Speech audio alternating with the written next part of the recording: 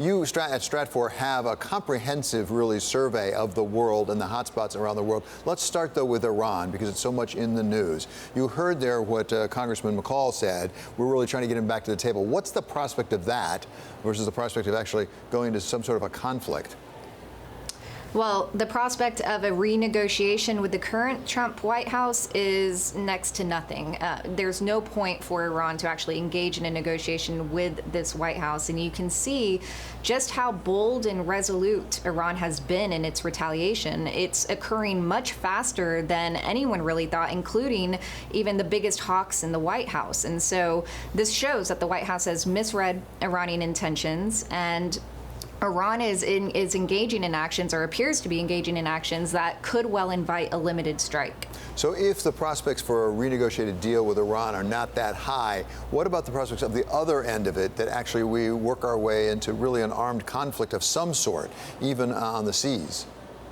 And this is where we have to watch those incremental steps. Now, we've seen two big tanker attacks set a month apart from each other. The U.S. clearly does not want to engage in another very politically unpopular war in the Middle East, and so you're seeing some restraint there. The focus right now has been on, of course, more sanctions, sending more military assets to the region. Some of the more interesting developments is to watch for is how the U.S. Sends naval escorts to protect commercial vessels. There's talk of reflagging tankers with U.S. flags that would entitle them to U.S. protection. But if we see Iranian retaliation continue and this sort of harassment near the Strait of Hormuz, that again could well turn into a military clash. And there's no guarantee that that remains limited to punitive strikes in a limited military scenario. A crucial third party, as it were, to this standoff is Europe. And where Europe stands with respect to the sanctions, Iran has said they want to put pressure on Europe to actually start breaking the sanctions, essentially. Where is Europe? Are they steadfast with the United States? Will the United States hold them?